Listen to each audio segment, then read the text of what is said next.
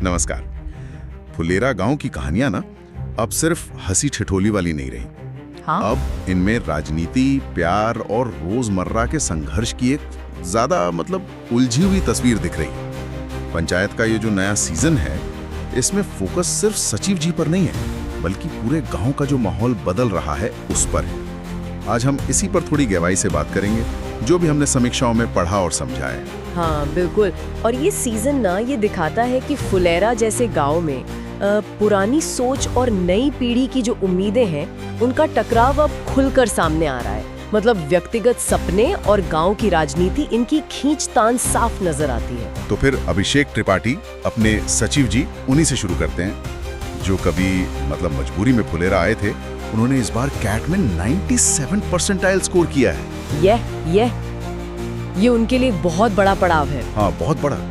और सबसे मजेदार बात, रिजल्ट आते ही पहला फोन रिंकी को। लगता है वो बालकनी वाले इशारे अब बातों में बदल रहे हैं धीरे धीरे। ये वाकई दिलचस्प है।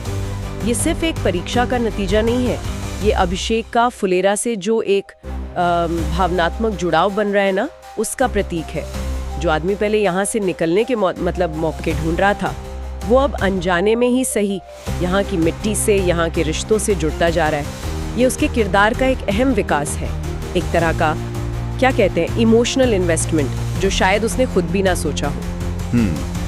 लेकिन फुलेरा में सिर्फ अभिषेक की कहानी नहीं चल रही, चुनावी माहौल भी एकदम गरमाया हुआ है। पंचायत चुनाव बिल्कुल सिर पर हैं और इस बार टक्कर है मौजूदा प्रधान मंजू देवी और नई दावेदार क्रांति देवी के बीच। हाँ, ये सिर्फ दो लोगों की लड़ाई नहीं लग रही, ऐसा लग रहा है जैसे गांव में सत्ता के समीकरण बदलने की कोशिश हो रही है। बिल्कुल। और इसी चुनावी गहमा गहमी के बीच ना दूसरे किरदारों की जिंदगियों के पहलू भी खुलते हैं। जैसे प्रहलाद जी हैं, वो बेटे को खोने के सदमे से अब भी पूरी तरह उभरे नहीं हैं।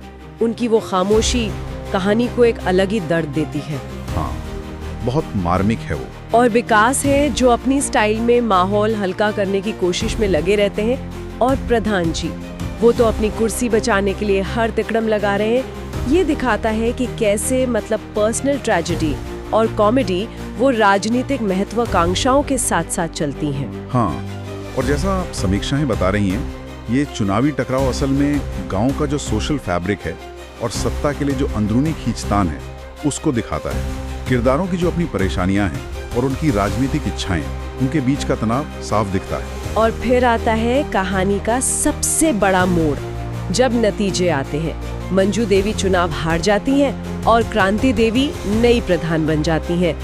ये सिर्फ एक राजनीतिक उलटफेर नहीं है। नहीं, बिल्कुल नहीं। इसका असर हर किसी पर दिखता है। प्रधान जी की वो हताशा, प्रहलाद की चुप्पी में जैसे और दर्द भर गया हो, और अभिषेक, उसके चेहरे पर भी भविष्य की चिंता साफ दिखती है। सही कहा, ये हार सिर्फ एक घटना नहीं है, ये फुलेरा के लिए एक तरह की विभाजक रेखा बन गई है। इससे कई सवाल उठते हैं। अब गांव का क्या होगा, किस दिशा में जाएगा, किरदारों के आपसी रिश्ते कैसे बदलेंगे, खासकर अभिषेक और रिंकी का वो जो रिश्ता धीरे धीरे पनप रहा था, उस पर इस राजनीतिक बदलाव का क्या असर पड़ेगा। कहानी के इन उतार चढ़ावों को पर्दे पर कैसे उतारा गया है, इस पर भी बात हुई है। कुछ समीक्षाओं में ये आया है कि कहानी की रफ्तार थोड़ी धीमी लगी है और डायलॉग्स कहीं कहीं खिंचते हुए लगे हैं। शायद कुछ लोगों को पिछले सीजन्स जैसा वो सीधा साधा ह्यूमर थोड़ा कम लगा हो इस बार। हाँ, ये बात उठी है। लेकिन एक चीज है जिस पर लगभग सब सहमत हैं, वो है एक्टिंग। जितेंद्र कुमार, नीना गुप्ता जी, रघुवीर यादव जी, ये तो हमेशा की तरह अपने किरदारों में डूबे हुए हैं।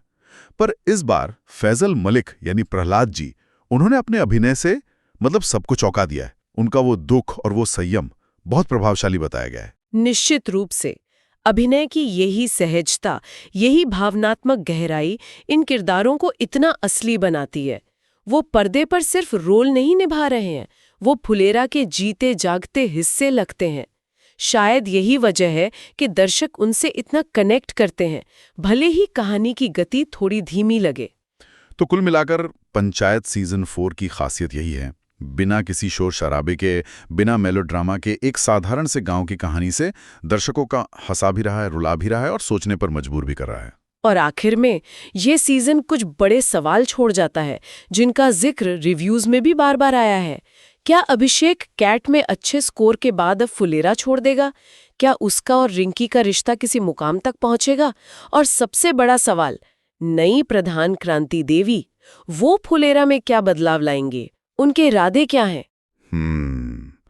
इन सवालों के जवाब तो शायद हमें आगे मिले, लेकिन एक बात ये सीजन साफ करता है, बदलाव, चाहे वो किसी इंसान की जिंदगी में हो या किसी गांव की राजनीति में, अक्सर बहुत धीरे धीरे आता है, कई उलझनों के साथ, और उसके नतीजे कई बार हमारी उम्मीदों से बिल्कुल अलग होते हैं।